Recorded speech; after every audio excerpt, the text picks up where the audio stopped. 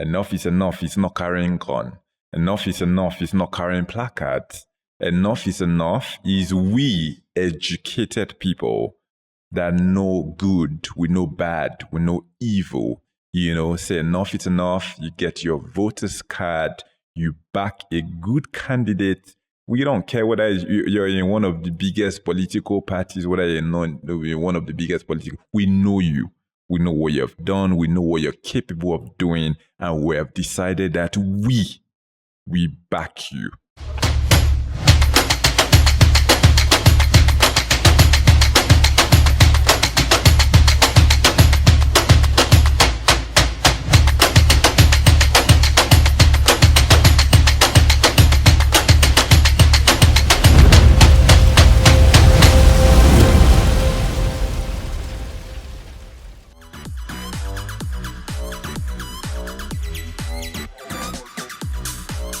Nigeria is not like America, Sha.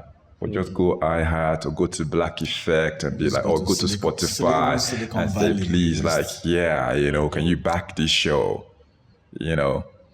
Anyway, let's go, man. Consistency is key still at the end of the day, So maybe some people they watch, they say, let's see how they'll be going. Let's see. It's 2 more weeks and it's 1 year. Let's see. Yeah. It's 2 more weeks. And it's 1 year will be going. What? Very soon, by the grace of God, I'm looking for us to be able to, very soon, now when there's money and everything and all the set and all the mics that I need and everything, I want to be able to do at least 2 times a week, know? Yeah.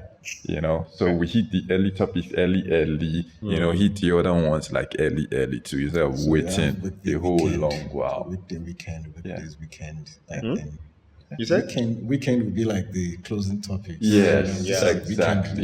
Exactly. You have the midweek, maybe Wednesday or Tuesday. Exactly. We hit those ones there, so that would really make it a lot of sense. Anyway, let's go, guys. Yeah, let me relax myself. We're looking good. I'm excited today. At least this is my team, my new dream team without Houston. Yep. Anyway. Welcome to episode 30 of Reactions with Mr. Sal. Yep. Joining me today, Mr. Hi guys, it's nice to be back. Mr. Missing in Action. I'm sure some people must have zeroed you out because I didn't even mention your name since, I'm happy to be back. Mr. Henry Kwa. I've missed you guys a lot. Who be you guys? Do you watch us? Including you guys, including the viewers, our viewers and listeners. Makes sense. Mr. Wale, welcome back. Yeah, thank you for being so consistent. Oh, bragging rights. And happy Independence Day, guys. Happy Independence Day. Even if some people say there's nothing to celebrate, some people say they don't want to see Timi Dakolo. There was a marching order. Yes. Nigeria said, don't beat. Oh my God, but still yet at the end of the day, we still have to thank God for where we are. Exactly. At least there's hope. Even if we cannot see the hope. And at least we believe in God in Nigeria, so that will always give us hope. Anyway, you guys welcome. You guys are looking good. Thank you. Before we react to the topics today, please don't forget to subscribe to Page 36 TV on YouTube. Thank you to everybody that has subscribed already. Please like this video, share, and comment as well. Let us know what you think about the topics we're going to be reacting to today. So where we start, So the 19 northern states governors on Monday, after an emergency meeting with the traditional rulers in the region in Kaduna, reached the following resolutions. I'm not going to list all the resolutions. We're just going to address this one. So in quote, the forum observed that some northern state governors had earlier expressed views for a power shift to 3 geopolitical zones in the south, with a view to promoting unity and peace in the nation. Notwithstanding their comments, the forum unanimously condemned the statement by the Southern Governors Forum that the presidency must, I highlighted must because that seemed to be a word of contention. Must go to the South, so it goes on to say the statement is quite contradictory with the provisions of the Constitution of the Federal Republic of Nigeria 1999 as amended, that the elected president, now they're quoting to back their argument, quoting the Constitution, says that the elected president shall, 1, score the majority votes, 2, score at least 25% of the votes cast in 2/3 states of the Federation. In the case of a run-up, simple majority win the election. So this caused a lot of outrage, especially from the Southern leaders, excluding the Southern governors, because did any governor react? Not to my knowledge, I'm not aware.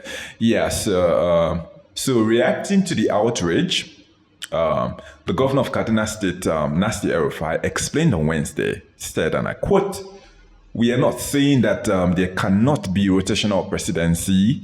It can be done, but you have to come and sit down with politicians in the North and dialogue. And then we agree to give our support to the South. But no one has the right to sit in Lagos or Port Harcourt and say whether Northerners want it or not. They must," that's the word again, "relinquish power to the South. That is wrong. It is not how we do politics. And in fact, it is foolish." The granddad has spoken. Rotational presidency. So anyway, you guys can react to this though, but I still want us to look at this part where they had to go to the Constitution, to back the argument.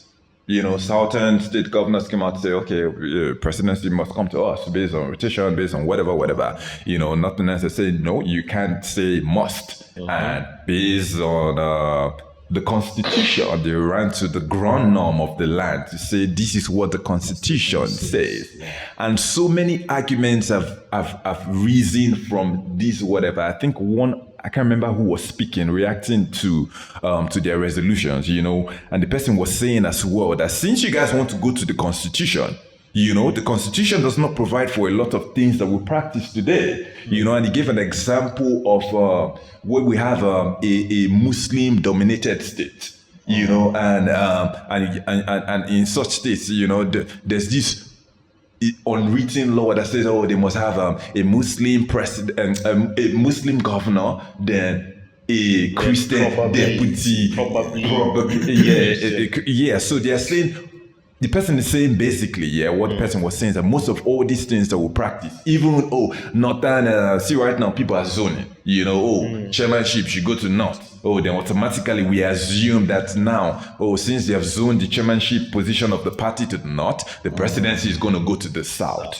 Most of all these things are not in the Constitution. They are not in any written law. These are just practical. So based on what these northern governors are saying right now, saying this is what the Constitution is saying, what's you guys' position? What's your reaction to their resolutions? Because some people are even arguing right now that they are sounding like the owners of this country. How do you tell a region to come and come and beg, sort of, come and seek our whatever, then we approve? Like it sounds too domineering. But I don't know. Do you want me to jump in? Henry Kwa, you have not been here for a long while, so you might want to should dive in. Release the venom. I feel like my views will hold the line of the northern. I don't care where your views go, though. That's why it's called reaction. My reason is you cannot want restructuring. You cannot claim you champion restructuring. Who is the we? Who is the you here? The Southern leaders in general. You cannot claim you are championing restructuring and want to use the same what do they call them? Let's call them gentleman agreements. Yeah, that has put us where we've been for the last how many years? Do you understand? Basically, what I'm saying is, politics is a game of numbers. Yeah, and with all due respect to the people who you think you are going to lead, it makes sense that if you want the presidency, you should be able, because we don't want a repeat of what we are having now. If you get this, if this new set of leaders come in and a southern president is elected based on what the southerners are asking, what the southern leaders are asking for, it gives room for that southerner to say my whole cabinet or a majority of my cabinet. He will also make his own 97 and 5%. You understand? Because if you are not able to build coalitions, if you're not able to reach across the aisle to bring the other people on board without making them feel threatened, then you don't have a future leading a country like Nigeria. I think that's one thing that may play into the northern leaders' rule book for how they've gone about issues in Nigeria all this while. That may actually benefit the rest of us. You understand? Now, Nigeria is at the point where if we do not begin to build bridges, we will move too far apart and it will be difficult to bring us back together. Do you understand? Now, what Nasir El-Rufai is saying is the same thing that Dr. Hakim Baba Ahmed has said. It is the same thing that the late Issa Funtua has said. Why? I'm a southerner, you understand? And it is normal that my ego will want to feel pricked by the message and the tone behind the message, you understand? But I feel like anybody who knows how to go about politics, it is the same. Listen, there was a time when the North needed that kind of coalition. Sardana and I think Akintola in Lagos, he reached across the aisle. He did not care what the hindrances were. Awo was there. In fact, that was one of the main reasons why Awo and Akintola fell out. Do you understand? There was a lot of issues. There were a lot of issues at that time. Politicians are lobbyists, Sal. That's what they do for a living. Do you understand? I come to you, I ask you what you want. You ask me what I want. And then we find a middle ground where what you want and what I want can coincide. Yeah, but that's what politics is about. The tone, are we going to ignore the tone? You know, are we going to ignore the fact that Northern Elders Forum, Northern Elders Forum as well, you know, they spoke that time and they talked about first-class citizens. Are we going to ignore that? Okay. And you're talking about ego here. From the way I've spoken. There's a kind of power tussle here. I agree with you, sir. Yeah. I agree with you. What I'm saying now is, I think we've even discussed this, you, Wale, and I, before on another topic. It is about what you are after. Do you understand what I'm saying? A lot of energy will get burnt discussing the ego and the tone. Do you understand what I'm saying? So we've been through a lot as a country. We know what our indices say. We know the number of people who are poor, the number of people who have access to clean water, to healthcare and whatnot. You understand? These are the people that we hope our leaders that are coming in will try to affect their lives. It is not about whose, forgive my French, whose balls is bigger than the other. It is not about that. Now, these guys may slight you. You understand? What is your own bargaining power? Look at it. The North is able to tell the South that we can vote as a bloc. Can the South say the same thing of itself, of its own zone? If they're ready, they can. Exactly. No, it's not about if they're ready, they can. I feel like there'll be a huge problem settling the issues between the Southwest and the Southeast, for example. We've not even gotten to the point of how many leaders are ready to take up responsibility in the South.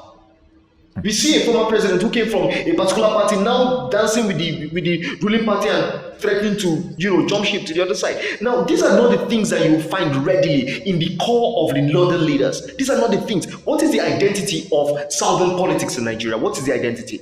We know what the identity of northern politics is, don't we? What's the identity? The thing that you're talking about, how they're bruising egos with their tone. Do you understand? It may not be healthy for us. We may not need that. But I feel like it makes us. It should make southern leaders go back and say, listen, we are going about this thing the wrong way. You build coalitions, sir. You build structures. You build reputation in the minds of the people. Those are the things that will help you win election. Not come and carry, we must produce the next president. Recently, we're not going to sleep on the fact that recently when these southern state governors, had the first meeting, second meeting, and third meeting, they got a lot of props from Nigeria. They got a lot of commendations saying, okay, for the first time, you guys are coming together. We've had situations where they have come together and even if some of them, are still playing party politics for the open grazing thing, but a majority of them, you see Lagos as well, thrown party politics aside, they're standing on the open grazing thing. Don't you think we should still commend them that they're trying to have like an identity coming together for once? We have Rotimi Akeredolu as well that is strictly going against party wherever. He has come out boldly to say that he's the president. Even if his own party zones the presidency to the north, he will not even support. That's new for me. Yes, I agree that it is new, yeah? And I feel like what we need is more people like that. Do you understand? There were people in the north in the time, Abubakar Rimi in Kano and Co, who went against their party, who went against their region on so many issues and became popular in the hearts of people. You understand? So I feel like the heart of it is we're going into an election, and that election will decide the future for Nigeria. That future for Nigeria will be tied on restructuring and whatever it is that we translate restructuring to mean at that time. The building blocks for us to be able to establish restructuring are this kind of play. This is what we want to see. You understand? We want to see policies that make one region the envy of the other region and let the other region respond. That's what we want to see. We want to see leaders take responsibility for what they are doing. It's now that they are waking up. And I feel like these things will only work to improve the lot of the common Nigerian. Because the more they wake up to these things, the more they continue, what do they call it now? Bouncing off these ideas. That's how I want to look at it. The more they continue bouncing off these ideas, the more the scales are peeled off from the eyes of ordinary Nigerians. Do you understand? Now, the South, they've started, we are happy for them, but I'm sorry, they're about 60-something years, let's say 50-something years late. The North has been doing this since 1957. Do you understand? So the identity of Southern leadership or Southern policies or whatever it is, America has the same situation. Do you understand? Where the North is a bit more lenient, is a bit more liberal than the South. You understand? If that's the identity that we want to bring on board, let's do it. Let's define it. You understand? That will drive our national discourse. That will drive, maybe take us to the point where we have a referendum and say, do we want to do this like this or not? You understand? I feel like the in closing, the northern leaders are giving the South an invitation to come to the table. Yeah, but when you say come to the table, though, I just have to tackle you on some of all these things, though. When the northern governors are taking decisions for their regions as well, when they took their decision on things like VAT, they have even taken a stance on even the presidency. They didn't go and consult anybody in the north. When they take decisions, even for open grazing, they didn't go to the south. I mean, like they're not. I don't see them going to southern governors to go and consult them. So where do we draw the line? Like, who should they really go and bow to these people? You've been a publisher for almost 8 years now. Yeah. And if I become a publisher today, the experience I have on the job of publishing will not be as much as yours. Do you understand what I'm saying? Now, what the North is doing, the reason why it looks as if the North does not need to come and beg, the North begged the South in 2015, in 2014. Buhari went cap in hand to Tinubu to go and beg. Do you understand? Now, over time, we have come to the point where Southern leaders will betray their people and hang their flag in the North individually, and they will call that clout. Do you understand what I'm saying? Now, they must identify with the people. The people's struggle must be what their struggle is. That's what, on paper, that's what the North thinks it's doing. Now, the North has had time to practice. If the North can brag now, what is the South using to brag? That's what I mean by the time that the North has had to practice. You understand? If you've been putting certain things in place, if you've been galvanizing support for whatever ideas you believe in from your people, you will be able to hold the center to ransom. But if you don't have anything, that's when they'll tell you, come here, come and talk to us. Mr. Wale. Sorry to counter you a bit on some of your points. I'm happy to hear. One, I'd like to say that being the loudest in the room doesn't make you the most intelligent. True. Also, when you talk about experience that they've galvanized over the years, there are templates on ground. You understand? In as much as we want to give it to them, Sardauna and whatever they've done with it, that takes nothing away from the Southern governors. Like we said, if we're seeing it now that they are coming together, that we've never seen before. You understand? And if you even look at the El Rufai statement, I don't even think he has issues with a southern president emerging.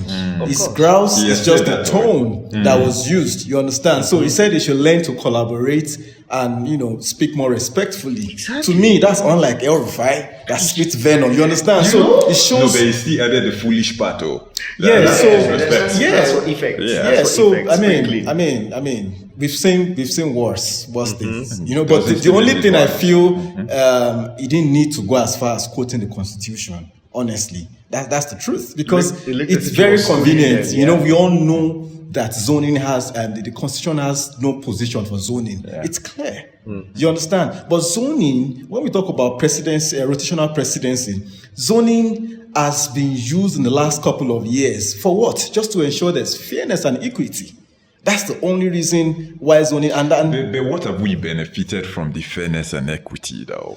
Yes, we may not be able to say, this is point this and that and this, but it's still part of the ongoing conversation where we can say between so year and so year we had this person.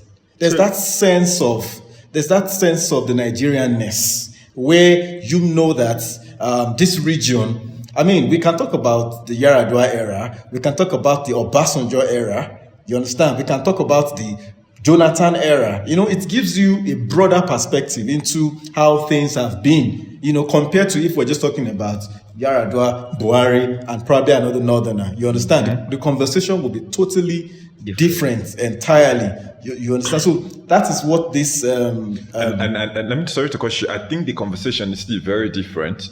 Because when we add the Southeast issue there, we will say that the conversation is still very different, and we will say that there's not still equity and there's not still fairness when we bring in the Southeast factor. But go on, though. Yes. So also again, I think I watched the clip of that meeting. I think I saw more traditional rulers than governors that the meeting was eventually made because they talked about other things, the security in the regions and all that stuff. Yeah, but you would think that for something of this... I mean, we saw the southern governors when they had their meeting, the attendance. We haven't even seen an attendance for this. We didn't see governor of Kwara, Yobe, Niger, key states. So it leaves me to think that, I mean, is this voice? Is it the voice of the northern governors, or just a few disgruntled people who feel that who feel the need just respond to the southern? That's the way I'm looking at things, and I'm trying to balance things out, because I haven't seen a list. I haven't seen the signatories are signed on those documents. So I feel that, like I said, the conversation will always continue. And like Henry said earlier, the southern governors now, you will see that they are purpose-driven. They don't just say things and renege on it. They actually do a lot of their own work before they come out to the public, and they stick by it. You understand? So things are different. I mean, from how we used to see them divided. I mean, we should even be surprised that they forge a common front on some things you would think that would divide them, and they've stuck to their guns. So that's a message that will rattle the northern forces. So they know that this time around, these guys are a no pushover. Yeah. And it seems that the governors, they wield these enormous powers. There are 19 states in the north. There are 17 or thereabouts in the south. Right? So when you talk about the voting bloc and the rest of that, no region can do it alone. That's the truth. There's no region that can say, I have this bloc vote thing, I have this. No, you still need, if you have the number, 2 states or 3 can still cancel your state, depending on what we are trying to arrive at. So I feel that the zoning thing, because of the complexity in our politics, we can't do away with it. That's the truth. We cannot do away with it. Okay. Sorry, I just want to lean a bit on what Wale has said to strengthen my point. Now, we started this rotational presidency in 1999. Yeah? And when we started, it was a southerner who was in office. If you think about it, the conversation did not start from who should lead Nigeria. It was that the North said, let's give it to the South because of MKO. Do you understand? Now, I feel like that puts some level of laziness in our leaders down South. Do you understand? by now we would have found a way to amend the constitution to make room for this rotational presidency to be part and parcel of who we are, if we were actually serious about it. Do you understand what I'm saying? But we assumed that the good thinking that leaders it was mainly the PDP and the SDP that time in 98, leading up to the 99 election. We assumed that their thinking was good enough for us. This is part of democratic development. You have come to see that having that verbal talk is not enough. It's not enough. As people will have said, so and so person said he was going to run only one term, ended up trying to look for another term. All of these things are not sustainable when you are talking about leadership of a country as big and diverse as Nigeria. So, yes, we are happy that they're moving like this. Let them take it a step further. Let them put some things in writing. Let the National Assembly do what it will with that. We'll take them more seriously. So, okay. I do not agree that we need to have zoning as part and parcel of the constitution. Rotational president. That's what I want to talk about right now, Seth. Because you are saying let the National Assembly do whatever. National Assembly has already done whatever it needed to do in terms of writing that constitution. We have a constitution that was supposed to be working with already. That has said whatever it has said. So we on our own, they on their own, introduce whatever practices that they have that they are trying to resist right now. I feel like what some of these governors or these regions are doing, when the constitution does not favor them, then they bring, when the practice does not favor them, they bring the constitution up quickly. When it favors them, you throw the constitution aside. I just want to ask you guys right now, though, do you think we should do away with the era, where we care about Northern president, Southern vice president, Muslim ticket, Christian ticket, Southeast like, do we need to just throw this thing away once and for all and just move? Who is ready? Who are you? What you have to offer? What's in your whatever? Can you take this country to the next level? Can you solve insecurity? Can you develop the economy? Who do you think you can work with? Who can you really work with? Give us who you can work with. We don't care whether it's 2 Northerners, 2 Southerners, 2 Christians, 2 Muslims. Do you guys think that Nigerians really care? I'm not saying whether North or South right now. The average Nigerian, do you think they care? I think it's going to be, there's going to be a shift.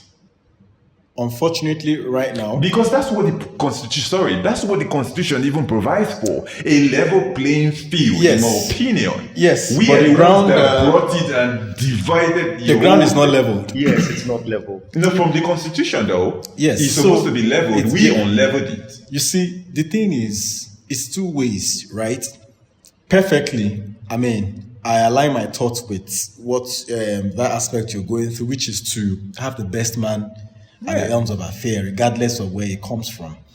But you see, like I said earlier, we are not yet at that place in time right now where we can say, you know what, I don't give a damn about where anyone comes from. It even makes for interesting conversation. By the time they throw it to your region, they toss it back to another region. Unless, I think it will start when we have technocrats at the helms of affairs, when you can now pinpoint to say, for instance, when Kingsley Moghalu was there, he did this, he did that, he did this, and did that. How we won't get there now? Of course. We won't have to get there first. Yes. Yeah. So we are not, that's what I'm saying. So we're not there yet. It is until that thing will happen. It can happen any moment. If we have, even if we use the zoning whatever now, and we get a southerner or a northerner there, if this person can perform beyond our expectation, I think that is the time that this thing gets into our psychic, that we start to change our orientation about north or south. We now start to think of, so it is when you have, this guy just, I beg leave, let southerner enter again. Let's see what, I beg leave, because we're not able to, even the north or the south, when they have their persons there, they're not able to come out boldly and say, when our people was there, they achieved this and this and that. You don't have that. So there's no way you can now go from that conversation to now say, you know what, we just want the best man that can. No, they will still put this primordial sentiments and everything into the play. So, like, there has to be a major shift. Because why? This is a practice that we have been used to. And unfortunately again, we have the power, the politicians, right? They have now used this, they now use this zoning thing as a bait. You understand now? They cling onto it like a straw. That without zoning, they start even drumming the idea into your head the moment the next person steps in now. So you are somebody from the south, before you are even inaugurated on that hot seat, you're already thinking, they're telling you that the next person is. So I feel that another way we can do it is if we have a southerner for 4 years, and if we feel, that's why I said we need that shift. We feel this guy hasn't done enough. Then why do we now reward? Because now we're not talking about zoning anymore now.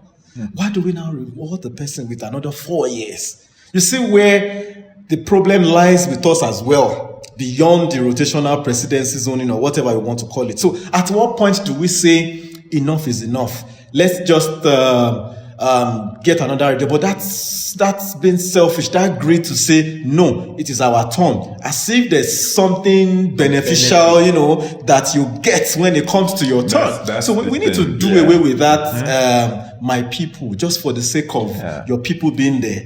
And not necessarily because it can deliver.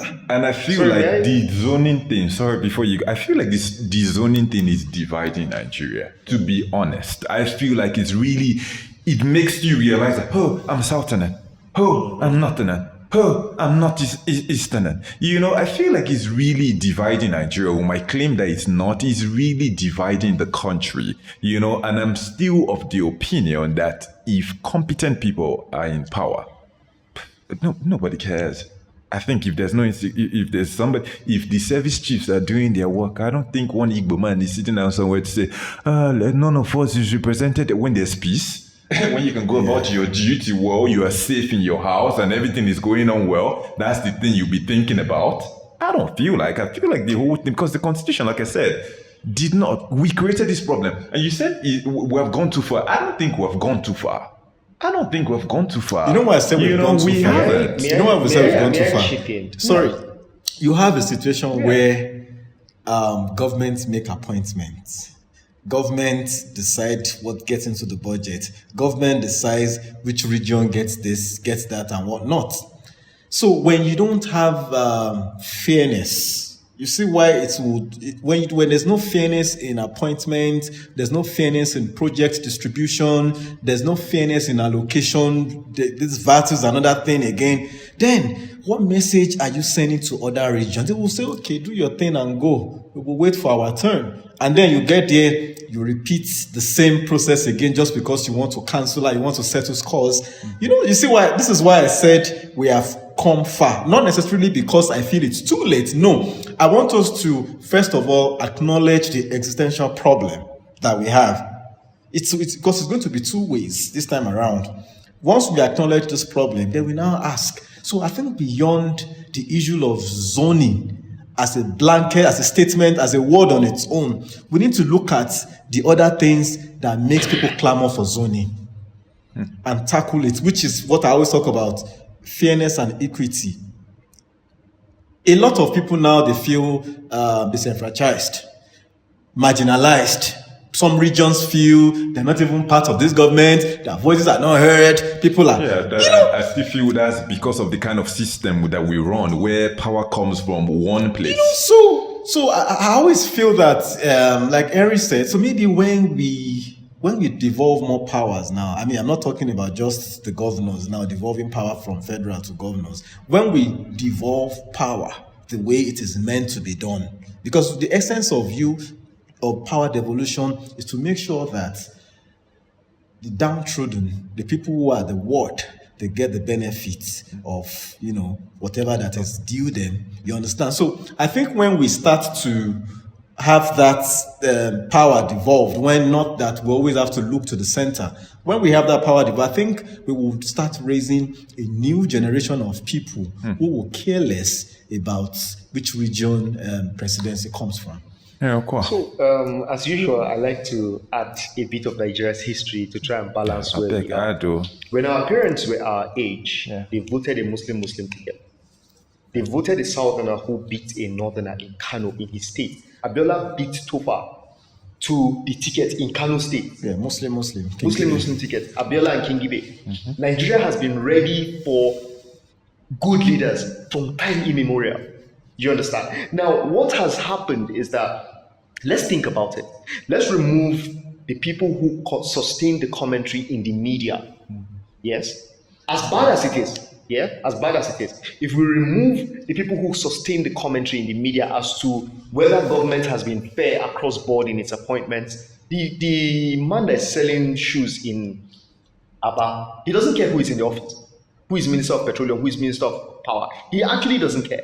You understand what I'm saying? Now, to be honest, I take responsibility for it, and I believe that this is what may have happened in the time. I wasn't wise enough to have voted when MKO ran for election, but I assume that this is what would have happened. People would have had a conversation.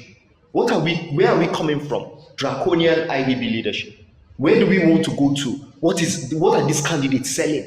Do you understand? Do you know what it means for a southerner to beat a northerner in Kano State? Do you know what it means? It means that a message was sold. Do you understand? Of course, Abiola had the backing of the military and whatnot in there, but it meant that the conversation between regular, everyday Nigerians, because they still say that was one of the most freest and fairest elections in Nigeria's history. So what it meant was that at one point, regular Joes, regular civil servants and who had a conversation among themselves and said, listen, we see the options. This one, there was no coloration for them when they were looking at MKO Abiola. They were able to sell that understanding to the people in the market. Do you understand? Those ones were able to sell to the people in the villages that were able to vote eventually. Do you get what I'm saying? Now, in our own case, our parents who went through that period, most of them now are the publishers or the owners of the major businesses that decide how national issues are discussed. You understand? We have leaned into what they've been saying. We are affecting ourselves and affecting the ones behind us.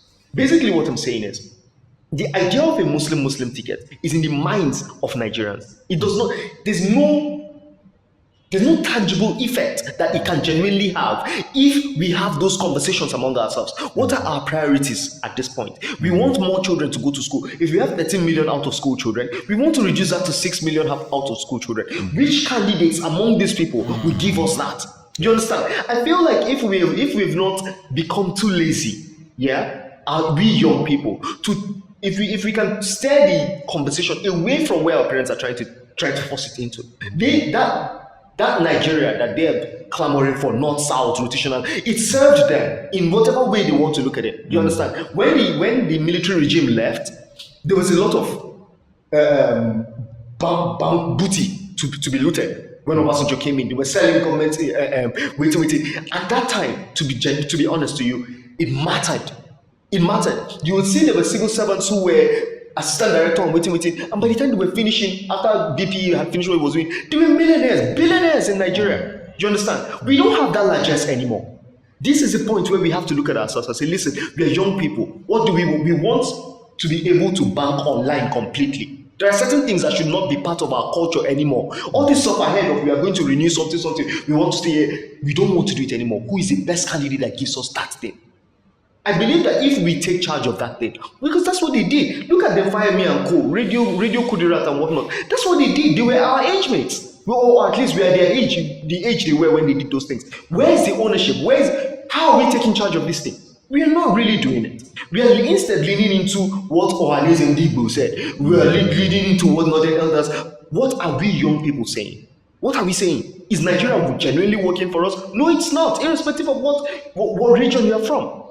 The ban on Twitter is affecting all businesses in Nigeria that source their livelihood from Twitter. It's affecting all, whether you're Hausa, whether you're Igbo, whether you're Muslim or Christian or Ifa worshiper. It does not matter. You understand? The lack of healthcare is affecting all of us. You get? If we're going to calculate the maybe 100,000 Nigerians who are immune to this thing, that's a drop in the ocean. Do you understand? The core of us must agree what we want to achieve by going into an election. If I'm going to sweat to get my PVC, I have to be able to articulate what I want. And carry that idea and sell to the next man. Do you understand? If the next man's mind becomes open and he can see beyond these things, listen, I'm not saying that it's going to be easy. They're going to use AIT, NTA, radio, waiting.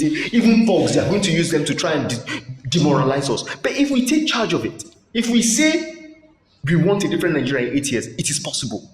It is very possible. We know the leaders that we can elect into office, we know the things that we can stand for, and we know that we can achieve these things. Well, Sorry. Nigeria thing, they bust my head. See how far I went. I'm sorry. Yeah. I'm very sorry, guys. Well said, you guys. But bottom line, I think it rests on us, the youths. The day we sit down and say enough is really enough. Enough is enough. It's not carrying gun. Enough is enough. It's not carrying placards. No. Enough is enough. Is we educated people that know good, we know bad, we know evil. Say enough is enough. You get your voter's card. You back a good candidate. We don't care whether you're in one of the biggest political parties, whether you're in one of the biggest political. We know you. We know what you have done. We know what you're capable of doing, and we have decided that we back you, because, like we heard today, young people like us are not the ones that will give 5,000 naira at the polling unit, But when they know that these people are not coming out to vote, then they don't care. They'll do whatever they want to do. And nobody can come and tell me that the population of the youth in Nigeria, the educated youth, that will not compromise, is not enough to cause a change. Like, it's more than enough. Yes. So the ball is in our court. Rotation, no rotation, south east, northwest, not da. Wherever we decide, when we decide, is what we stand. So Wale is smiling. Anyway, let's did we do that justice? I feel like we've done that justice. Let's move on to other matters. So, reacting to the rising killings of residents, government officials, politicians, and security agents in the Southeast region, and the continuous pointing of fingers to the proscribed indigenous people of Biafra, that's IPOB, some people call it IPOB. It came out on Wednesday, that's IPOB, to publicly disassociate itself from all the attacks and killings in the region. IPOB's media and publicity secretary, Ima Powerful, I don't know, that's Emmanuel, always write Ima Powerful, yeah, in an official statement said, and I quote, so he said, we, the great family of IPOB, wish to disassociate ourselves from the senseless killing of innocent citizens in Anambra State. We have no hands in the political killings going on in Biafra land. We have severally raised the alarm that some cruel politicians are hiding under the cloak of the situation in Biafra land to eliminate their political enemies and blame it on IPOB. We do not know why wicked politicians, especially in Imo and Anambra State, will choose to slaughter their opponents and turn around and point accusing fingers at IPOB or the operatives of Eastern Security Network. That's their security network. So because it goes and say politicians should leave us alone and settle their scores. No IPOB member or ESN operative is involved in such barbarity. We have no interest in the zoo politics. Restoration of Biafra is our mandate. We also wish to clarify that IPOB has never issued any official statement that there will be no governorship election in Anambra State. So even yesterday, there were so many killings. I decided not to start naming the politicians or government officials that have been killed. Many people, especially in Anambra State, I really don't know what's going on there. So most of the times we hear, IPOB. We hear that the unknown gunmen are IPOB. But IPOB has come out now to say, it is not us. It is politicians using our agitation to attack their political enemies or to cause chaos in the state or to make government look bad and hide under our umbrella. So my question to you guys, do you believe IPOB or not? Please react to this statement? Whoever wants to go first. Okay, I think first of all, just like you said, so many people have died, and just recently, the killing of Dr. Chike Akonyele is a very sad one. It is barbaric. All of them are sad still. Yes, Yeah. they all stand condemned. Okay, so that statement you read, I feel that the people behind that statement, they're no longer in charge again. Oh. Yes, they've lost the plot. You know, you can start something, they can't even control what is going on. You mean of IPOB, yeah? Yes, of IPOB. They can't control what is going on anymore. You can issue statements, you can deny, you can allege, you can do so many things. But with the events we've seen so far, it shows clearly that the people who claim to be the leader of this IPOB are no longer in charge anymore. You know, and you can expect... But if they're not in charge, you know, and there are other people going out perpetrating these killings, how is that on the body? You don't understand what I'm saying. You're selling an ideology. It's still the same. The agitation is still the same. Referendum.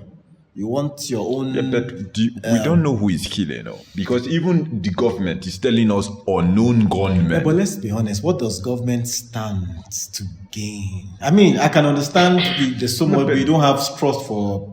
Whatever you feel about the government. No, I'm not saying let's the look at government it is critically. one perpetrating. Wait, Mr. Wale, may I have to do justice to this topic? You know, so I'm not saying the government is the one. Allegedly, you know, whatever. so no, I didn't even say the government. Okay. I'm saying that the government is saying that they don't even know. That's what I'm saying. Because the government, when reports come out, we hear unknown gunmen. So I was still going to get to that part of the issue. You know, it's just, it's crazy. You can't sell an idea to people. And then when people buy into it, it leads to what you can't control anymore. And then you try to play safe and withdraw. It's not done. You've planted something in the minds of people, especially the young people who feel that, you know, they deserve this and that and they're not getting it.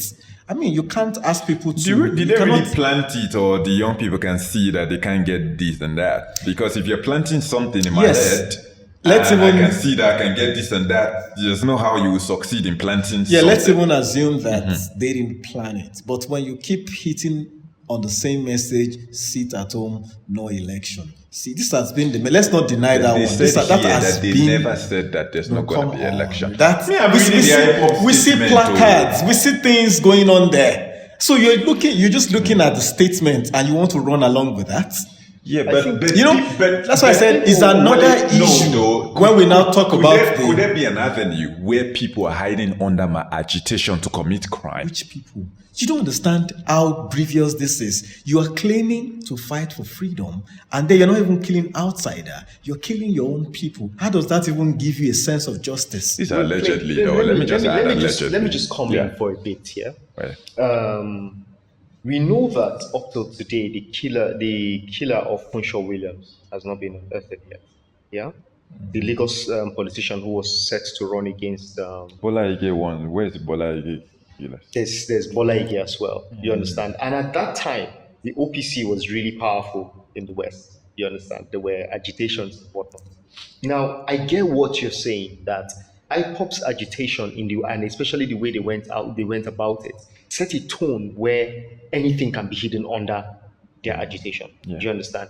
I get also what you're saying, that IPOB, what they intended it for is not where it is now with all these killings and whatnot. But certain questions certain aspects of these issues that baffle me is it possible for a high-ranking police accompanied official in Nigeria to be shot and killed, and there's no idea of who killed that person? Is it possible? Another thing I want to ask is, what would be IPOB's stake in the election if it is going after people and killing them? Like, I'm trying to find out if you think that there's enough motive. You understand?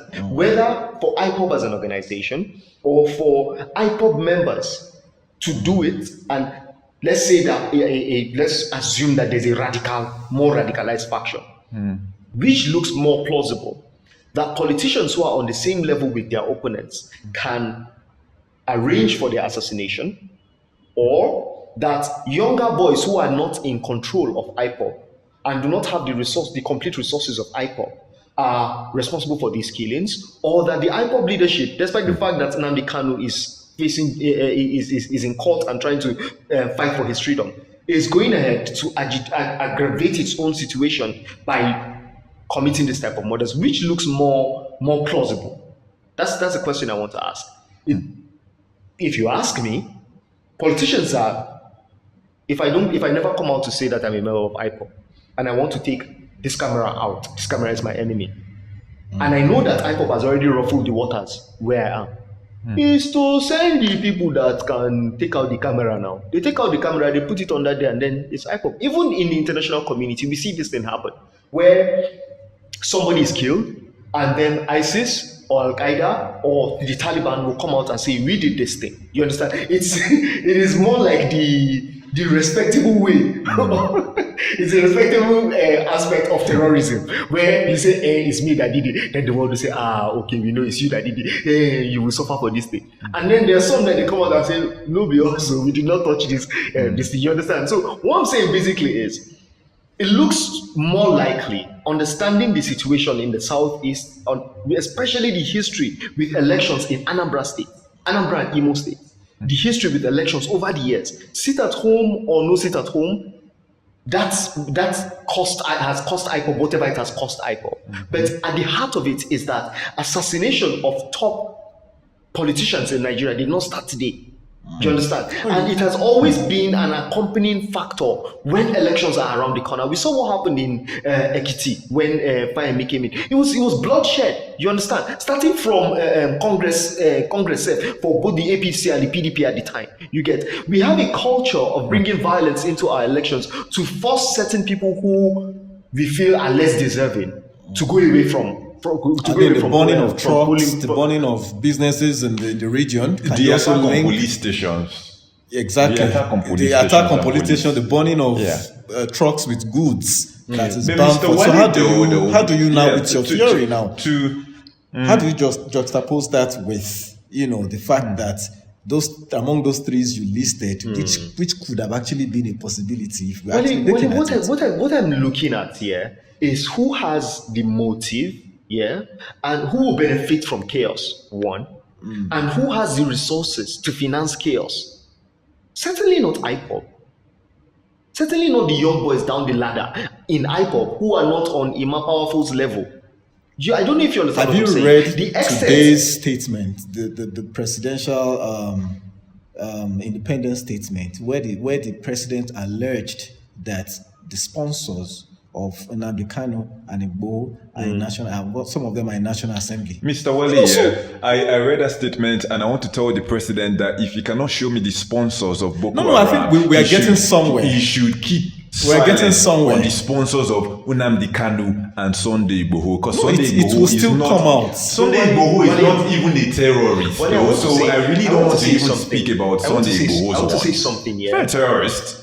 As much as we can have sponsors for secessionist agitators in the National Assembly, I don't think, if you ask me, as much as they say secession is treasonable, in the context of Nigeria today, if we are being honest, it is not a treasonable offense right now for someone to say, listen, I don't think that I've been dealt a good card, good hand in this arrangement. I want to renegotiate the terms. Somebody decides you understand? Now, if a politician is backing the violence if politicians are backing this violence, I think the president has come too far to make those type of statements without showing proof. Because the reason I'm saying this is, before he entered office, he told us he knew the sponsors of Boko Haram. Let's not forget that. Him and Nasser El-Rufai told us they know the sponsors of Boko Haram, and up till today we've not seen that. Do you understand? Listen, we have gone past the point where we play those kind of politics, media trials and whatnot. What Nigerians really want, people are losing their lives in the north. They are not able to farm. We are suffering from That one that. is even worse. We are suffering from that in the sense that people who need the food. Listen, my work now is taking me to Sokoto and Kano states. The poverty that I'm seeing there is not here, Oga. It's not this one that we are seeing on the streets of Abuja. You're seeing people who are for them to think about changing their clothes is not on their mind. For them to think of bathing is not on their mind. You see someone that is healthy, you think that the person is a madman. That's the level of poverty that is in the north. Now, they are not able to farm. The water sources is another thing. The water sources that they need for them to be clean, for them to take water to hospitals and water, bandits are taking over those things. Do you understand what I'm saying? Now, we have real issues. We need to solve this insecurity problem so that the common man can at least live, even if we don't give him anything. Let him be alive, let him die of natural causes. We are not able to do that. This is why I'm saying that the president is trying to, for me, that is a statement that is only going to heat up the polity. Yeah. You understand? If you are not going to say, listen, so person has been taken to court on the basis of sponsoring so, and he says don't make the statement at all. He even said he's serving lawmaker. Don't make the statement at all. No serving lawmaker has been arrested for anything. You know the reason I'm saying this? The reason I'm saying this is, listen, there was a time when it was sweet for me to insult the president. There was a time when it was sweet. For me right now, it is no longer sweet. You understand? If there's anybody who can quickly save Nigeria from whatever Nigeria is going through, it is only the president that can do that. And that is the power that the Constitution of the Federal Republic of Nigeria has bestowed on him. Now, if he takes that position lightly, we'll continue where we are. That's the honest truth. At the end of the day, though, we have to still look at things very holistically. We have to look at things very broad. It's easy for us to go to the southeast and just pinpoint that, but am I going to say it's only in the southeast that a prominent government official has been attacked in recent times? No. There was the case in Lagos State, is he Air Vice Marshal, whatever, that was taken in a speedboat. We sat down here and talked about a senator's son being murdered in the north. We saw the NDA case again. We saw the NDA case as well. We saw recently still as well in the north as well, where military base for the second time was attacked. So in as much as we want to sit down and say IPOB, we have to ask ourselves very reasonably, is this the IPOB that carried out the one in the north? Are they the ones that carried out the one in the south, in the southwest as well in Lagos, and the other place where could it be that the people, there are some angry youths out there? Could it be that the time has come for the youths that are angry to rise against their leaders? Yes, that's a possibility. Yes, trying to because at the end of the day, things have been going on. We see comments on Facebook, and you see a lot of comments of people urging them on. Yes, the crazy thing is that when you do reports on these killings of these top government officials or prominent people jubilate in the comment section. Lord God have mercy. You've not seen it. So if you've not gotten any other message, get the message from there. They're excited. The algorithm is even great for Facebook. The comments are dope. They want more. There was one yesterday that they said, they killed the driver. And they were like, no, now that's not what it's supposed to be. They're supposed to find the main guy. They're supposed to kill the lawmaker. Yeah. Not kill. Go and read comments. Yeah, it's this is not just IPOB again, At the end of the day, when we easily want to even call names, we should look in and say, who are these leaders that are being killed or being attacked? Are they great leaders? Are they leaders that care about the people? Are you great leaders? Are you people that have served? Are you people that care about the interests of these people still? For us to now make you a victim. Even the so-called leaders in their state, how come no investigation, no single arrest? But then election is coming now, you'll see different, is a group, this one group forming solidarity and all that. But when it mattered most, where are these groups?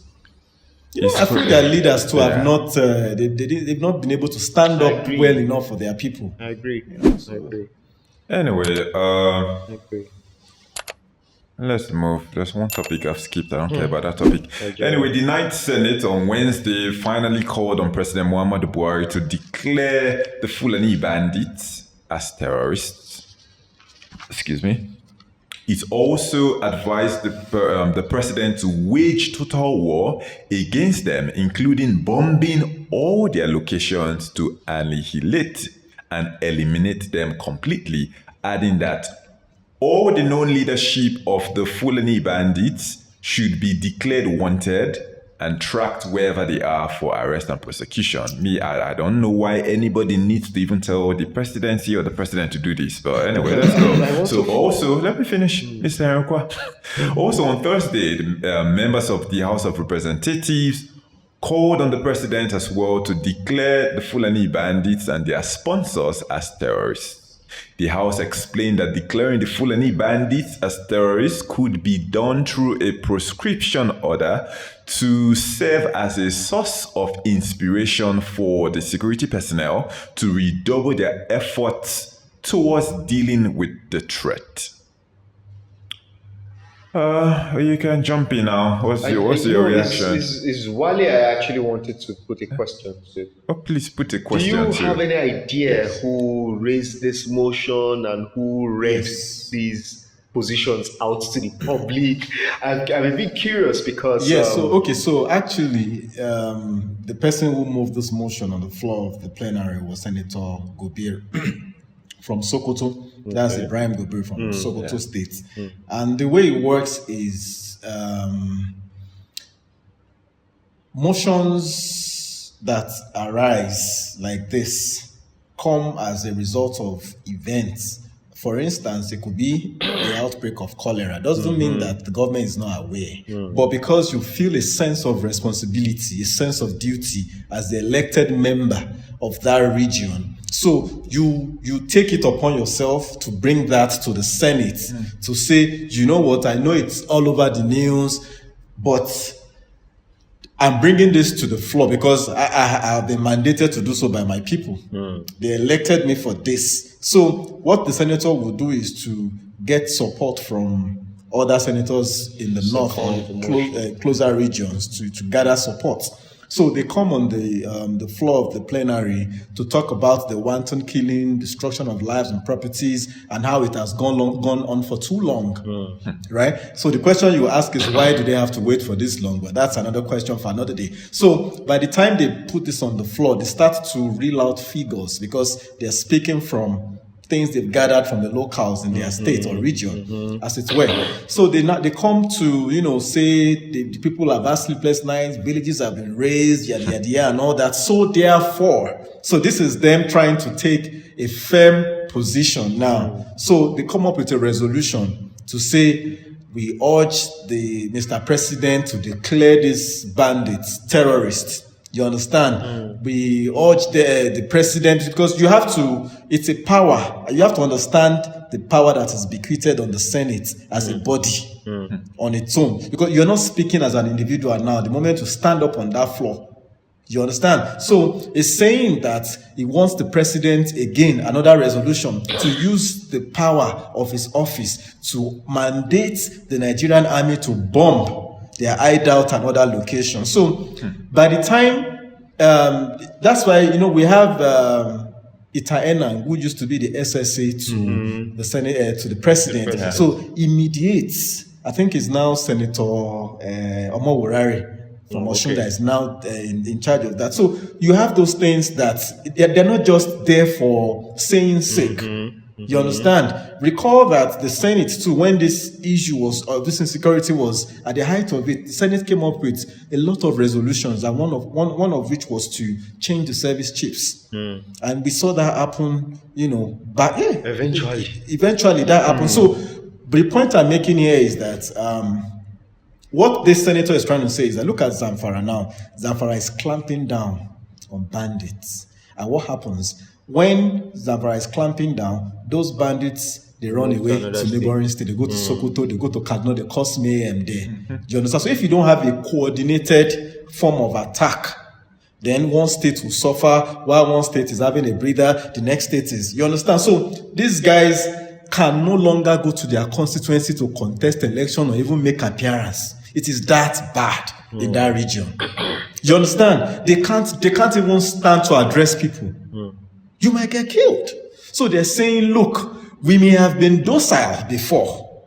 We may have not done what we ought to have done before we allow this thing escalate to the level it is right now. But now is an SOS message. Something has to be done. And this is why they will bring it to the National Assembly as a motion accompanied with resolutions that will be taken to the president for action. Personally, I'm shocked that the civilians need to tell a general that he should give an order for bombing in this kind of situation. I understand that Not with the the way, general itself, but the commander-in-chief of the armed forces.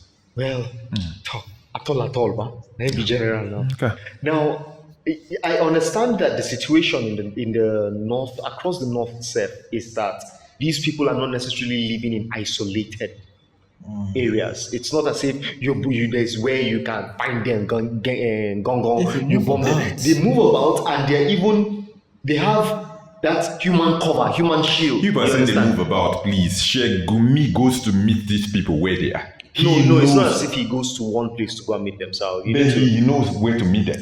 Okay. There's a communication, whatever, with him and them. He dialogues for, he intercedes for these people. He knows where some of them are, at least. People know where these people, and he says, let me just put it, he has said many times, we sleep on what this man says though. He says that he has never gone to meet these people alone. He goes there with police and goes there with some government officials. He has said this thing clearly many times. And recently he said he said the government has to treat Let's even leave bandits.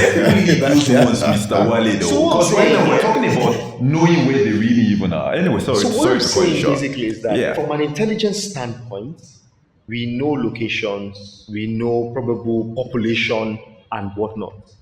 I am shocked that a lawmaker who may not necessarily have, who definitely doesn't have the security clearance that people in the villa and the president himself has on information and whatnot, will have to come and say, because Senator Marafa was one of the strong voices about this thing in the 8th Senate.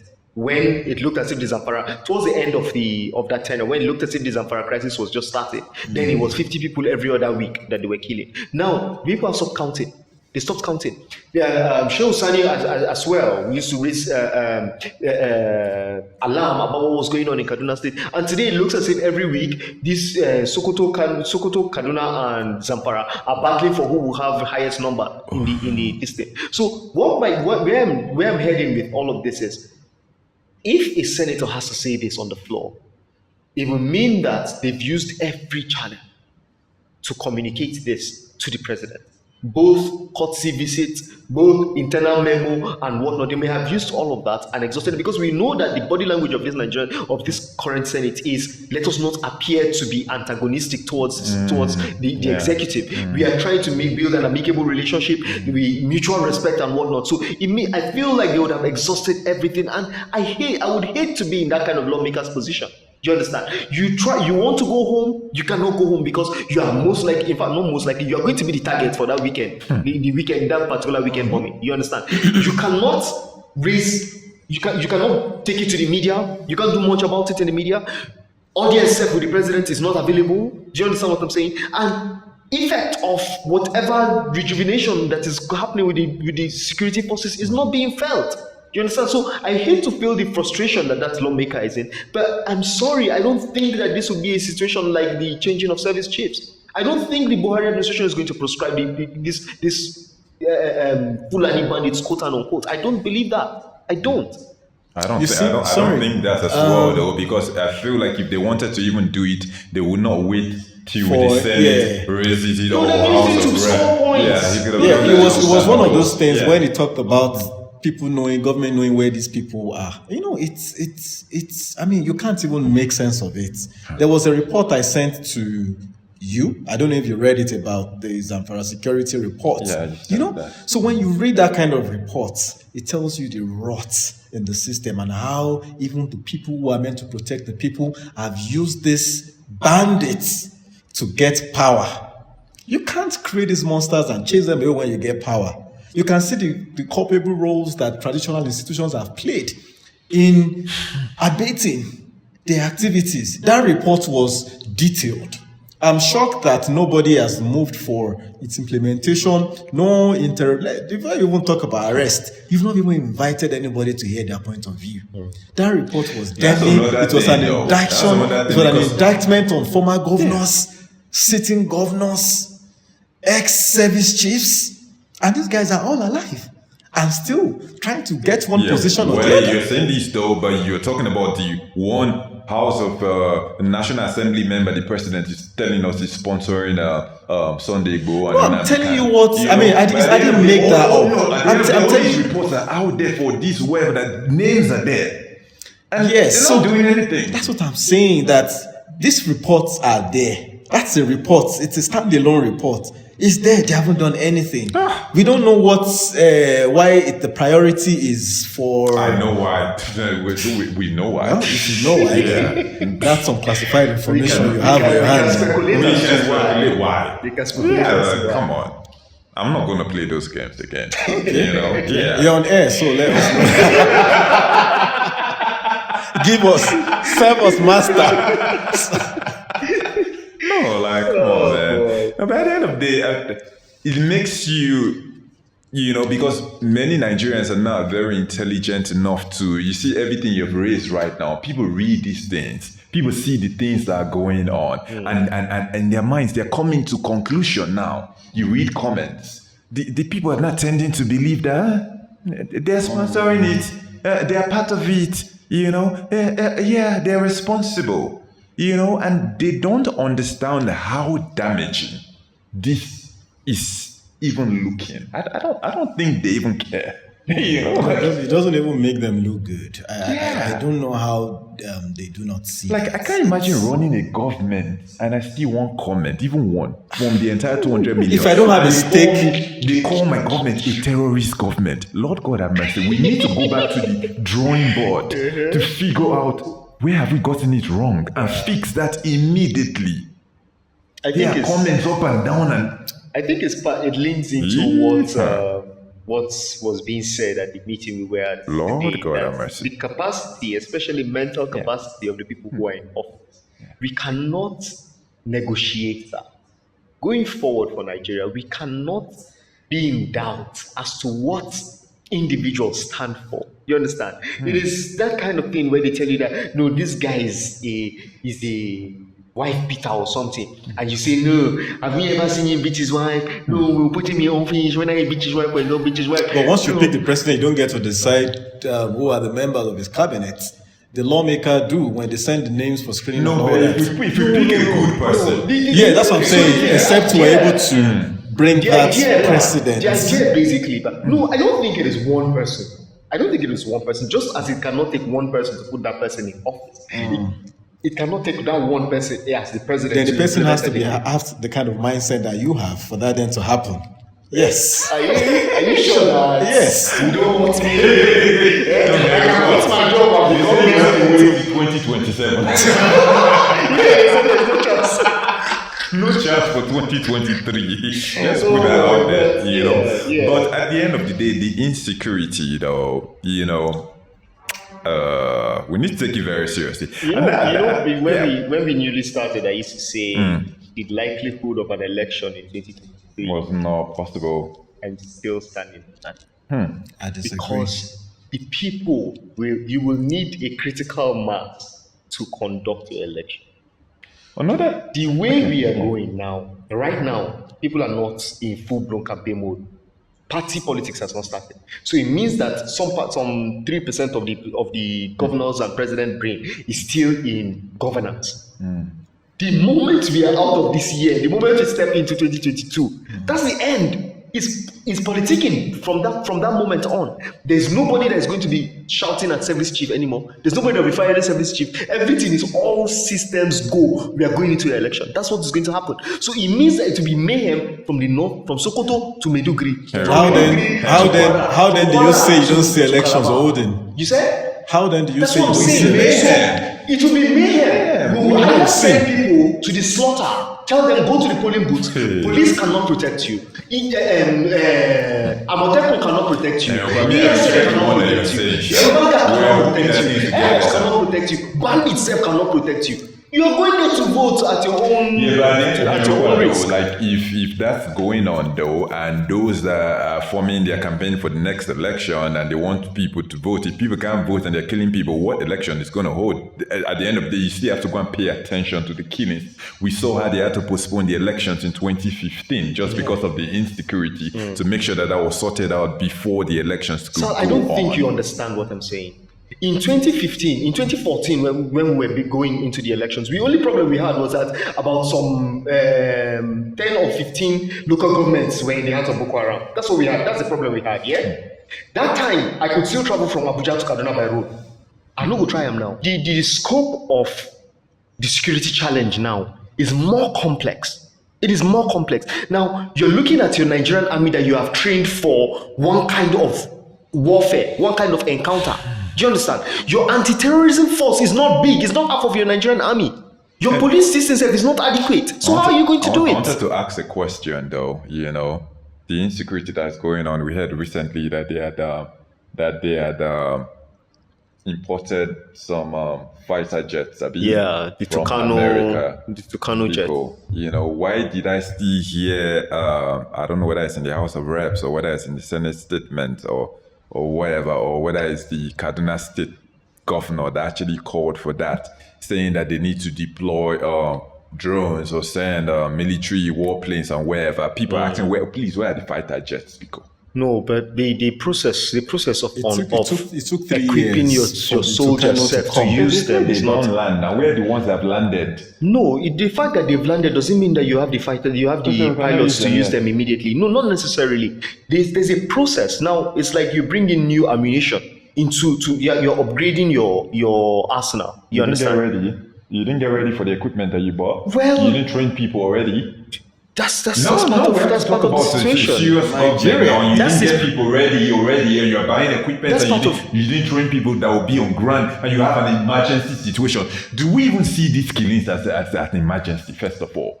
Because I don't think they're approaching it as an emergency. Like, the life of Nigerian, it's not meaning anything again. I've asked this. Did I ask this question? I asked you what's the value of a Nigerian. We talked about it last week. No, that question. That didn't make me cut. What's the value of a Nigerian? I really don't want to repeat what I said goodness, because that did not make my cut. Anyway, so let's. All right, a lot of despite today. Yeah, so despite manpower shortage, in bracket I have here estimated at less than 400,000. That's the amount of police security operatives that we have in Nigeria. So despite manpower shortage and the rising insecurity in the country, the Inspector General of Police, Usman Baba, has restored the police personnel that were withdrawn from politicians, businessmen, that's VIP businessmen, not regular market woman, and other VIPs in the country who are not constitutionally, this is us again disregarding our constitution, entitled to such privilege.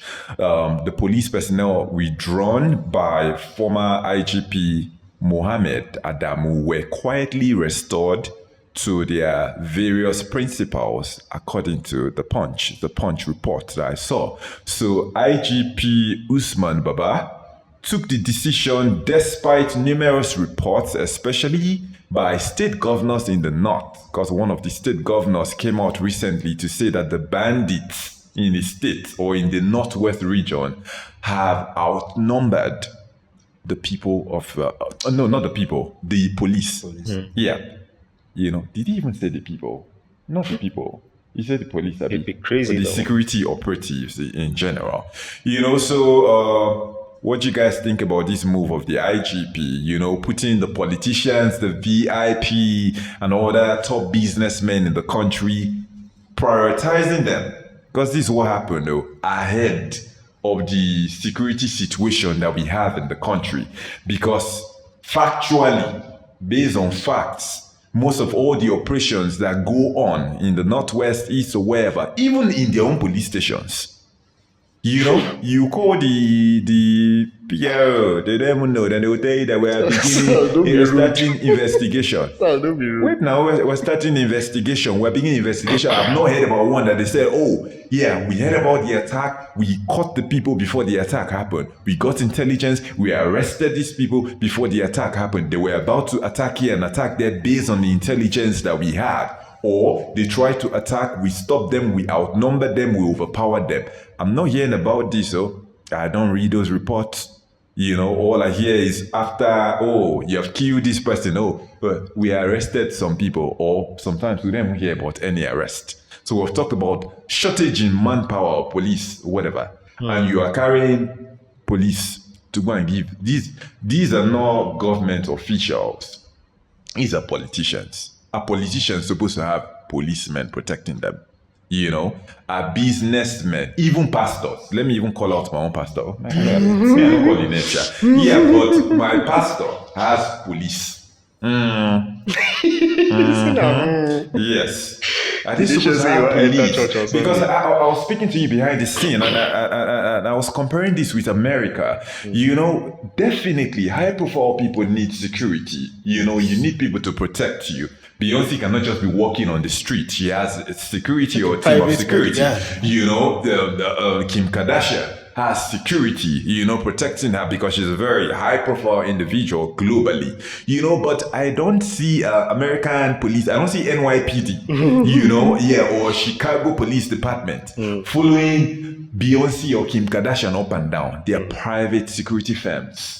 You know, private security. And we have them in Nigeria. It's not like we don't have, because some of those weddings that we go to sometimes, you see private security. Some of them have some kind of weapons, be it tasers or whatever they have, but they are available. Why do these privileged people have to go to, even if you even go to the IG, why does the IG have to succumb? You know? And we're talking about insecurity. We're talking about... you see, because I don't know what's going on. Like, what's really going on? Do we take these things seriously? How do you prioritize a politician's life? You know, if a politician said, okay, like people that have served on left office, I can respect like a former president, a former vice president, a former governor, maybe give them 1 or 2 policemen, you know, because they do that abroad as well. They give you security still, because we have to respect the office that you occupy, the former Senate president, and you know, police, like those kind of people. We give you some kind of security. You know, that's normal. Like, that's fine based on who you are or who you were, you know, but come on, man, politician. Let me even give you an example. Sorry, I have to call this one out because I'm speaking on based on things that I've seen. It's funny enough, FFK is fighting his ex-wife right now, but I used to see her in where's that? Jabi Lake Mall, you know, or even in church. You know, we're always with police escort. Her, not him, her. And in my mind, I'm like, okay, she needs police escort. Oh, maybe, she's FFK's wife. Oh, you could have gotten her at private security, not our police. Not a policeman carrying a handbag, you know, holding umbrella, doing boy. Sorry. Wale, do you want to go? Sorry, I got him off first. It's also boiled down to what we've always clamored for. It's the weak institutions that we have. And we've always called for an holistic approach to reforms. And it's not only just the police, this cuts across our major institutions, you know. It's sad. I mean, this has been the practice. We've seen IG come after another IG to ban VIPs from, you know, using this, but they've not been able to sustain that. And that is why we have them, you know, back. You see, I don't want to mention name too. Let me stand under the cloak of alcohol here, you know. So I've seen people who own private businesses that they have police escort. They have. We would even see them during, you know, public outings and functions. They flaunt them, you know. So I'm thinking here, right? So if we say the police are underfunded, I'm just painting a scenario here, and maybe the IG or police service commission or whatever feels that the only way to augment that is it's now looking more like a business venture because those guys pay for it. They pay for them. Wait, are you kidding? That's where I was going to. That was what I was going to talk Are you about. kidding me? Is for free. So you have someone. Where does the money enter? The private pocket or government? It's private, and this brings me to allegedly. And this but brings that's the me IG's to racket. It has been known for a very long time. Allegedly, please. Yeah. And this brings me to what I was But talking if about. you're saying that though, that it's going into private pocket allegedly, then you cannot use that argument where you say, underfunding of the police, because if this is not really going for the funding of the police, because it's not formalized. Then it's not going for the funding of the police. It's not formalized. So that's from my pocket. So you have a situation where this racketeering is going on allegedly. Right, because we see these guys with high-profile people, and those come at a price. You understand? So I'm of the opinion that look, if this is the model that the police leadership or commission wants to run, why don't you make it a level playing ground such that we know that anybody who, 500, anybody who needs the services, common man can access it. If you need the police, let us know the charges. Let us know what to pay. Do you understand? And you make more revenue for the government. And maybe they can recruit more police. Yeah, I even read that yearly now they'll be doing 10,000 recruitment. That's too small, Wale. You know? So, no, I mean... Too small. You understand? So as the need arises, if because I don't understand why a few section of the society, with all of the training that the police gets, it's shocking to see people opening doors, carrying bags. So if we want to do that, let's separate them. You understand? They can be an arm of the police, but maybe not the Nigerian police force. But maybe it's a rookie kind of like body under them, where they are only trained. They can be trained to exactly. They can be trained to carry arms and all that, but they won't be the ones that will be integrated into the federal. You understand that? So let's know that this is the situation, because when another IG comes again, you ban it. It seems like it's just on the lips, on the surface. Sorry, I just want to add that I saw firsthand in 2014, before the Jonathan administration was over, how this business actually works. So in the build-up to the elections that time, the IGP withdrew police escort. Yeah? I want for political... and what happened was that behind the scene, the rate was increased. I'm serious. The rate and the demands were increased. If you were paying between a particular, like I think there were about 3 cadres. If you're paying at the highest cadre, you were responsible for the uniform, the outlook of how those police officers look. So you see some escorting some people looking scruffy and some escorting some people looking, very, very put together. Since then, it's stuck in my head. When they do these things, it's just like the way they revoke certificates in Abuja here, AMAC, this thing, where you say you have a business and say, oh no, we changed the certificate. It's not this color again that we are using. It's another color. And then you have to come and re-register, and that's the racketeering that's going on. Now, where my problem is that it is still that system where the bulk of us who cannot afford some of this. See, we cannot afford to fly by air all the time, but our VVIPs, the tax that we pay, our VVIPs fly government-funded private trips. Yeah, we cannot afford to go to the best hospitals. But the tax that we pay, our VVIPs use that tax to go to foreign hospitals and get healthcare. Do you understand? We cannot afford to pay for security for policemen to escort you. I wish they would have pay-as-you-go type that if you give 500 for 1 hour, you can have police.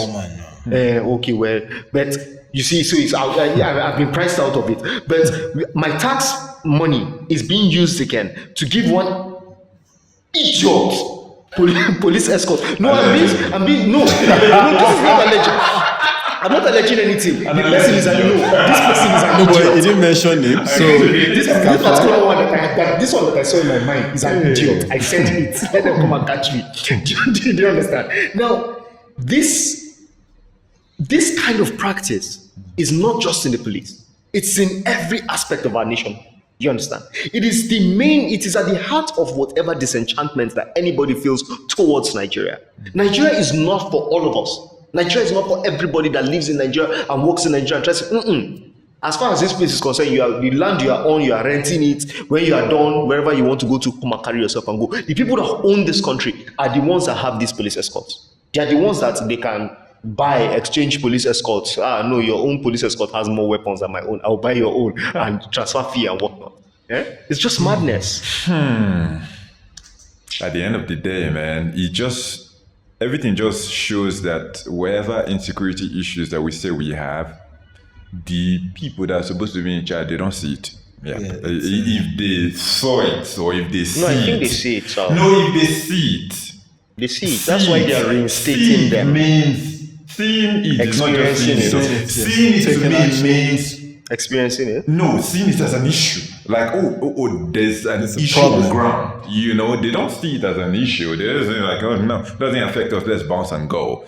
It doesn't affect. You are safe. You are protected. You have how many 10 soldiers? They know if you enter your own side, Abi.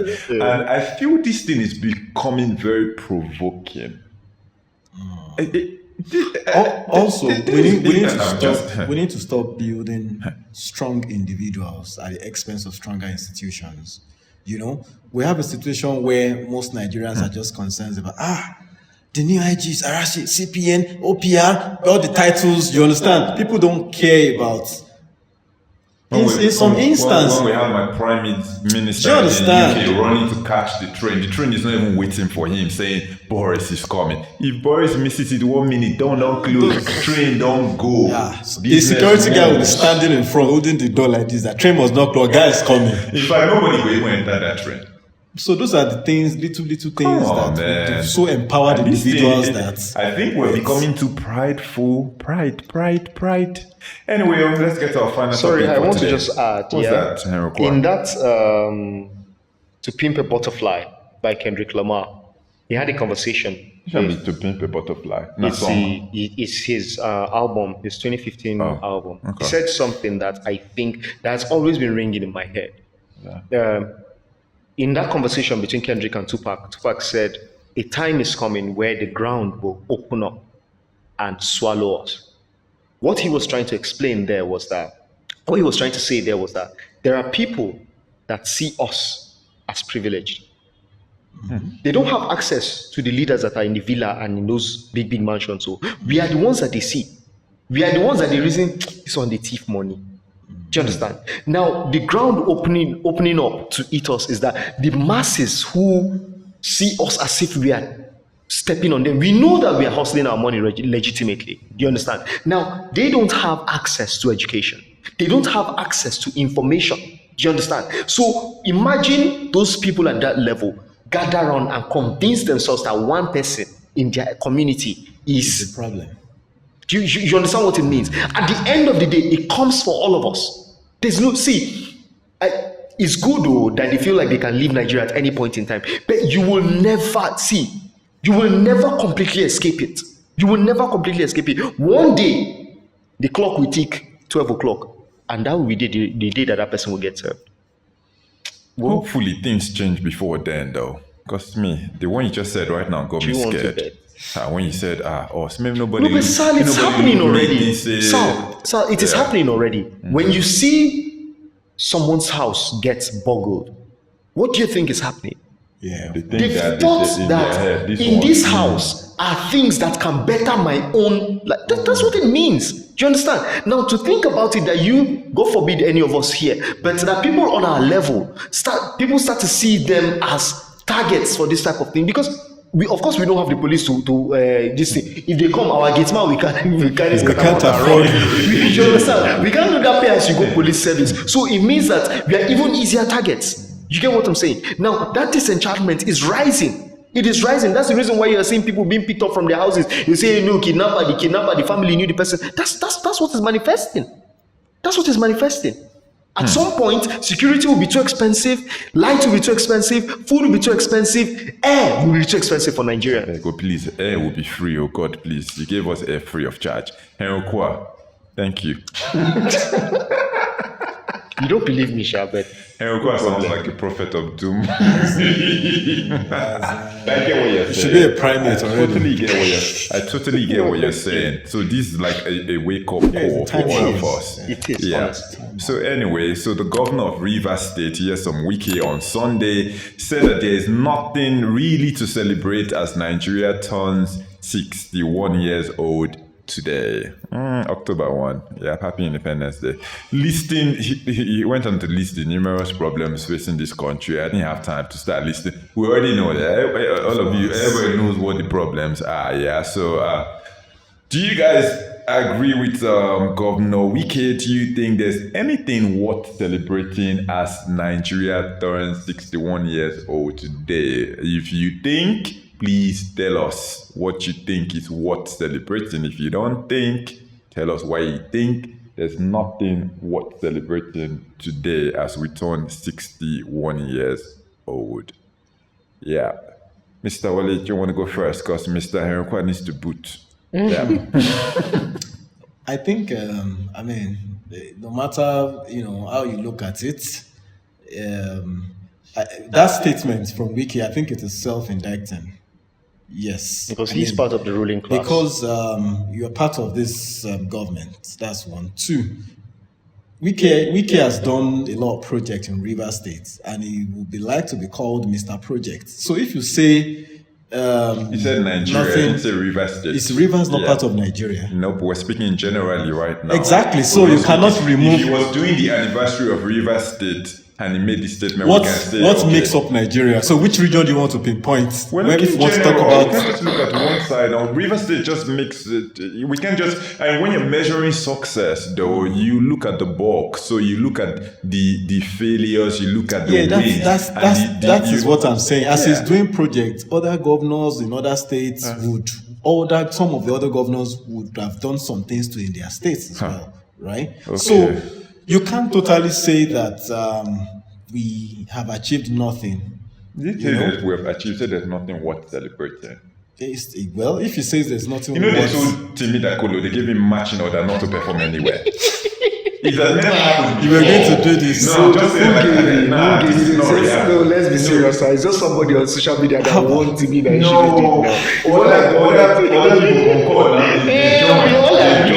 But if you went ahead, what would have happened? I'm just saying, but I understand. I understand beyond playing opposition politics. I understand what Wike is saying, and that resonates with majority of Nigerians. Yes. If you cannot put food on your table, if you don't have the basic things of life, sleep with your then two eyes you ask yourself, what are you really celebrating? Did it really work it? But from the hindsight again, if you look at the way things are, right? In as much as we want to talk about the things that are bad, that has not been done, that are very obvious, there are other things too, even though when you put them on a scale, maybe the bad and the evil probably far outweigh. Mr. Wale said if there's anything good that you think is worth celebrating, I said you should let us know. You said, no, there are other things. You cut me short because I was going there. All right, sorry. You cut me short. You cut me short. So, and I feel one of the things, I've been to rural areas, I've been to semi-urban, and I know one thing for a fact is that people have stopped complaining about the epileptic nature of power supply now. There's been some improvement in that. I don't even know the minister of power. I don't have any... There isn't one yet. So I'm just speaking on what, the way, I see Nigerians are thinking. Yes, we have our issues, but there are little sprinkles of gains here and there. You understand that we can build on. And this is just one of them I've talked about. Like I said earlier, right? Part of the problem we have, the institutional problems we have, it's about we need an holistic reforms in infrastructure, transport sector, and so many things. Look at what we did with PIA, the PIB stuff. That is the kind of reform we need across board. Because look at a situation where you can't put money into something because of uncertainties. You don't want to lose your money. There are no regulatory framework. There's nothing to even tell you that if you do A, you get B, or if you do B, you get C. So, I say, even though it's not enough, to the context of celebrating is not to throw a party, a fanfare or anything. It's just to, within your mind, you know that, okay, they've done this, but then you just hold it. It's not like, when we say there's nothing to celebrate, it's not like you go on air and you write the good things they've done and hammer only on the bad things. No, I think what Wike meant by that statement, it's more of something of reflection. It's more of like, let's look at our journey. We asked for freedom in 61 years ago. Yeah. We didn't go to war for it. There were a painstaking process. We got it. And look how far we have come. Should we be where we are today? No. Do you understand? So when he's saying there's no cause for celebration, it's not wrong, and it's not right, and it's not totally wrong. Do you understand? So you will look at some of these things that I mentioned, the PIA, the power supply, the effort the government is. Okay, look at the food situation now, where I read a report that government are now trying to build up dams and all that, and then but you still have the middlemen. You have prices of food increasing. You understand? You look at the current debts that is skyrocketing, and government is telling you, look, we're not, it still all boils down to what I said earlier. We're not opening up sectors to allow private people come in. And when those guys don't come in, there's no way you can make money to run the economy. What you have is you have to borrow, or else government will have to be put at a halt. That means don't borrow, don't do anything, do you understand? So, in as much as that conversation is continuous, you will realize that even the things they are doing, with which that they are doing it faster, better than what we have now. But like I said, 61 years, at that age, you don't get gray hair now.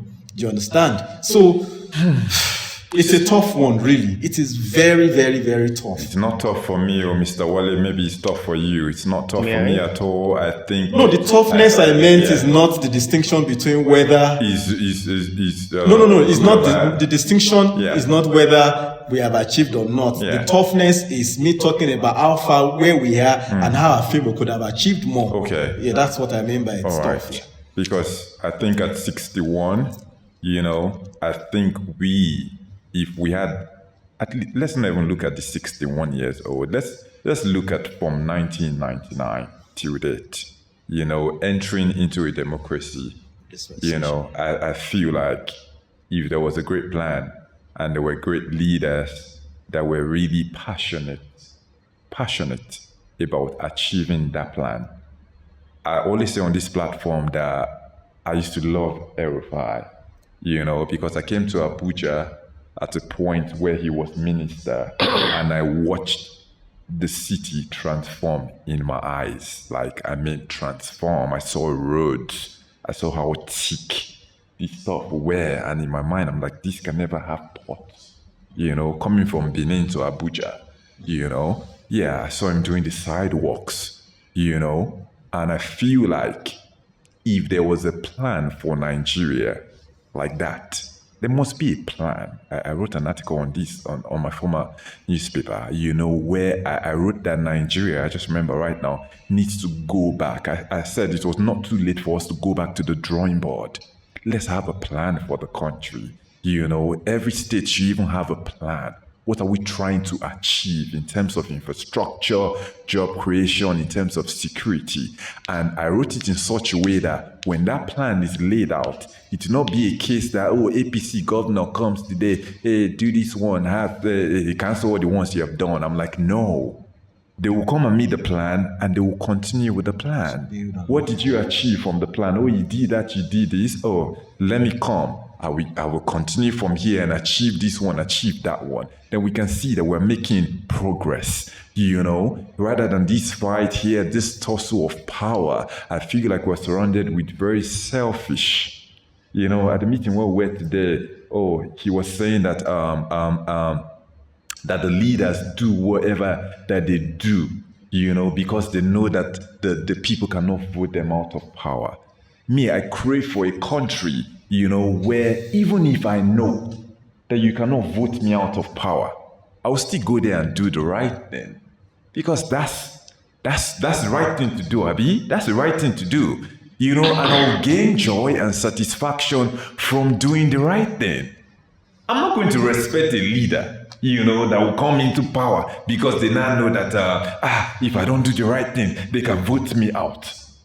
On the work I do, I'm not pressurized like that, but I still want to win in my job. There's nobody putting cane on my head saying that if you don't do it, then but I still know what I want to do. I still want to achieve success. I still move towards achieving success, and I derive joy by seeing the results, of the different strides I make, So looking at everything, we talked about insecurity, looking at how even the police IG, the security situation does not even matter to him. He's giving out policemen to VIPs as your priority. To me, that's not worth celebrating. Looking at a country coming back in 2014 and seeing that, I could buy a brand new car with less than 5 million naira. And the talk that was going on then was that the president then, former president Goodluck Jonathan, was even planning that if he comes back to power, they're going to start assembling those cars in Nigeria. And I might even be able to get more brand new cars cheaper. Then, when the latest Camry comes out or the latest Honda Accord comes out, the average people could buy them brand new because they were like 5 million or 4 or them higher than those ones. People could buy them. Now, if I see anybody driving even Hyundai Accent, I have to dobale for you, because when I went there, the least Hyundai car was 7 point something, and that was like last year when I went to check. So I'm looking at progress. Because if you're not making progress, and don't call what is not progress though, just because you want to sound a certain way, because you don't want to sound ungrateful. If it's not progress, it's not progress. If we have not made progress, we have not made progress. I'm sad. We're listening to that Timmy song today, and I told you I felt like crying. But I told you that every Nigerian will feel like crying at that point in time, only when they zone themselves out from the reality of what is going on in Nigeria. Because that song is deep. It makes you want to love your country, and many Nigerians love Nigerians, but they're making it so difficult for us to love the country. So at the end of the day, man, I don't know. People are fighting for power, fighting for money. I don't know where they want to take the money to, where you want to take the power to. I feel like as Nigerians, we're losing our humanity. And this thing is having a multiplying effect on the young people, where people no longer have feelings or care for the next person. You're just looking for what you can get. I'm just looking for how I'll be better than you, how I'll be richer than you, how we have more power than you. Why do we care about all those nonsense? Why don't I care about you doing well? Why don't I look at you and see, Mr. Wale is doing greatly and I'm happy? Look at Henry I say, Henry is doing well. He's succeeding here and that gives me joy. Why do I want to be better than you? We can both do well. There's extreme riches in Nigeria and there's extreme poverty. Yeah, that's why you have that. The resources for the masses to chase is few. So when you are privileged to get them, you want to flaunt it on your neighbor's face to say, look. That's the culture. This is That's the Nigerian culture. This is what I've been. So it still boils down to failure of leadership.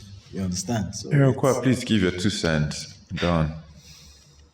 For me, it's a sad moment, You remember earlier today, I was trying to tell you that since 2010 or so, the Nigerian government had not celebrated independence till today, where they gathered at Eagle Square and whatnot. And I feel like as symbolic as that statement was to celebrate at the Eagle Square. To cut you short today, even today's celebration, I was not even aware, you were never even aware until Wale showed us the pictures. Normally what used to happen before is that we'll be tuned to the TV, we'll see the planes, we'll see the planes fly over and whatnot. Watch even the parade. Sorry, go on. So I feel like that tells a story of Nigeria, especially in the last 10, 11 years, One thing that has stood out for me in that period has been the level of bloodshed in this country. For legitimate and illegitimate reasons, accountable and unaccountable. People have died unnecessarily for this country. Do you understand? Let's not even talk about the riots that this country has had to go through in times past before this. Let's just count 10 years or 11 years to this point. Insecurity has decimated us. You understand? The young people in Nigeria no longer have. You have the potential, you have the talent and whatnot, but the resources for you to make good your potential is not necessarily there. You understand? So for me, if there's anything to celebrate, it'd be the lives of those who have gone before us. Those people who have died serving Nigeria one way or the other, or those people who Nigeria has knocked on their door and collected their lives from them without any form of compensation. For me, those would be the people that I'll celebrate, because there has to be something there. There has to be some ingredient that identifies a nation for people to die. And what I mean by people to die, I mean including members of our armed forces and co. For people to die for this land that we are on, there's something in there. Whether we realize it in our lifetime or not, so be it. You understand? But those are the people that I prefer the attention to turn to at this point in time. Those of us who are left behind, we know what is good. We know what is right. Will we do it? Do we want to be considered heroes in whatever right that is there any incentive for us to want to give ourselves for Nigeria? I don't know. I don't know if there is. But for me, today is about celebrating those people who Nigeria has, dealt with. And it's just too many. Yeah. It's just too many. And we can never forget the NSAS victims, whether anybody wants to admit that they were victims or not. Most people always say they can never fight for Nigeria, but those guys came out to want to fight for the betterment of this country, I believe. It takes a lot, because even myself, I doubt I'm going to come out to sacrifice my life for the country at this point in time. So when I see people, like even people in the police force and in the army that come out to want to fight for the country, that's why I respect them a lot. And I'm like, okay, treat these people well, make the environment very conducive for them. It takes a lot for somebody to come out to say they want to fight for Nigeria. I just feel like it takes a lot, so they deserve more respect, more pay, better treatment, better welfare and stuff, but yeah, that's it. I don't know. I feel sad right now, but at the end of the day, we have to keep hope alive. Yeah, we can only hope, and because you hope based on nothing, you're not seeing anything, you're not being told anything, but you're just hanging on to.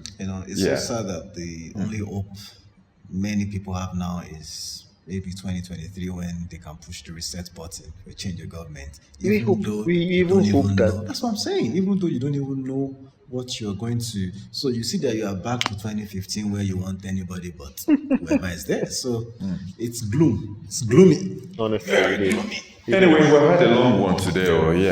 When I said we'll get to 6, I didn't mean we get to 6. Okay. Do you still have any? Do you still have a topic?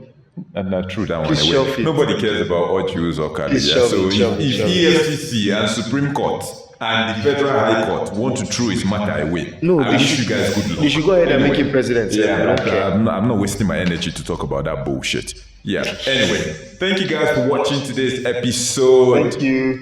Please don't forget to subscribe to Picture 6 TV on YouTube. Like this video, share. Please subscribe and comment. Comment, please. Thank you. And see you guys next week.